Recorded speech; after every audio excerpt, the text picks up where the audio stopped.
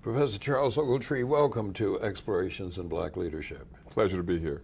I want to begin with a couple of questions about Brown versus Board. And I know you were only 3 when the decision came down. Do you remember when you first became aware that there had been a court decision that ended segregation in schools? You're living in California, but when did you first have consciousness of this? Well, I was only 2 actually. I was born in 1952, and the decision was May 17, 1954. It became apparent to me as a young kid when I was entering elementary school, when I was 5 years old, and started noticing things like busing. And the fact that instead of going to a school that was within walking distance, we would go somewhere else. I noticed my parents talking about it, but not really seeming to be influenced by it. My mother was from Little Rock, Arkansas, my father from Birmingham, Alabama. So their whole existence in the pre-Brown era in America was that it didn't matter to them. Life had not changed. They'd left the South. They'd gone to California. And didn't see any hope for racial progress in the end of segregation. And it became even more apparent about Brown when I went to my elementary schools. And all the children, even after Brown, in the 50s and early 60s, almost every school I attended was all black and brown. There was occasionally a white student, but someone who was poor. Our community in Merced, California was separated by railroads. I mean, there really was a railroad track, and we were on the south side, where the blacks and Hispanics, Chicanos as we call them, lived, and a few Asian Americans. And invariably the whites, other than the poor whites, live on the north side of town. Everything about our community was divided by those railroad tracks.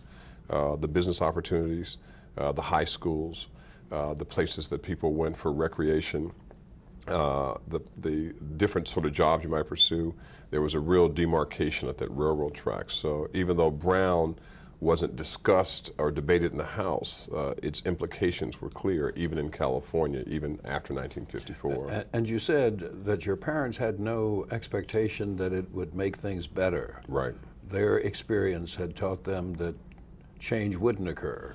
That's right. My father was born in the early 1900s in Birmingham, Alabama, and his existence was such that as a black man, he believe what the Dred Scott case said, that black people had no rights, which whites were bound to respect. He dropped out of school in the 4th grade and left Alabama, actually never to return. And when he did share any thoughts about Alabama, they weren't pleasant thoughts, other than about his family. He talked about the police. He talked about the eyeball rape, that a black man looking a white woman in the eye was a crime of eyeball rape. And there was a case, McCordy versus State out of Alabama, that actually had a doctrine of that, along that line. So a black man was accused of attempted assault of a white woman by looking at her and not touching her, not in any way committing a sexual offense. And so the word spread, you couldn't look at white women. And that was a phenomenon that affected my father in his entire life. He really didn't look people in the eye, white people in the eye. My mother grew up in Little Rock, Arkansas, and her father grew up in Ozanne, Arkansas, also born in the early 1900s, as was my grandmother. And they had the same existence in the sense that slavery had ended in the 50 years before their birth, but they had relatives and friends who had been involved in slavery. They were in the middle of Jim Crow segregation, and the whole lifestyle was that you lived off the land, you didn't own anything, but that they knew you couldn't drink at water fountains because you were black, you couldn't eat in restaurants, you couldn't stay at a hotel, you couldn't get a job, you couldn't go to schools unless they were segregated.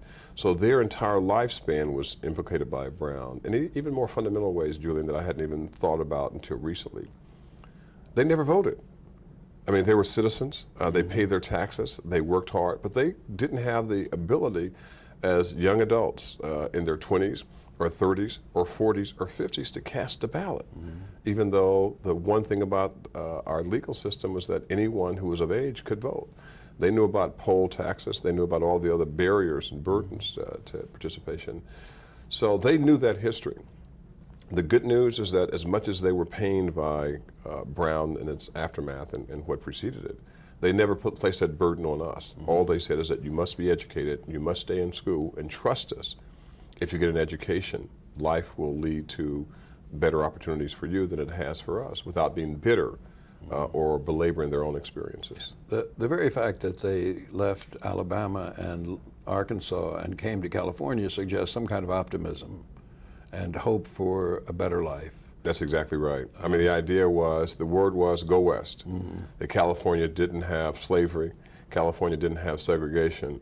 It was different from the South. And they had family members who'd gone out there and had found jobs. And they thought they struck it rich, which means they were lower working class, right? That they had a wage that they can live on for a week and provide for their family. But for my mother and father and grandparents, it was a new way of life going to California. And they started in Northern California, in Vallejo, California, and worked their way down to what we call the San Joaquin Valley. And they worked, as did Cesar Chavez and the farm workers, they worked as farmers. They lived in actually a camp called Red Top outside Chowchilla near Merced. They lived on the Baker Ranch and a couple of other ranchers owned by these white farmers who would hire black seasonal workers. And they would get a salary, but the salary would, first of all, you take out for your rent, you take out for your food, you take out for the special provisions. And you might get a little change at the end of the month, but the idea was that you were really working to live. Very much like the sharecropper system. That's exactly what they were, and this was supposed to be a Southern phenomenon. This is California in the 1940s. In early 50s, it was the same. It didn't change. And that's why, for me, Brown is so significant, because it was a demarcation, and it helped an enormous number of our community members who saw the value of education, but it didn't change for those who had been disenfranchised before 1954 and for whom it was too late to see any realization of voting or educational opportunity or housing or other benefits that might have flowed from it.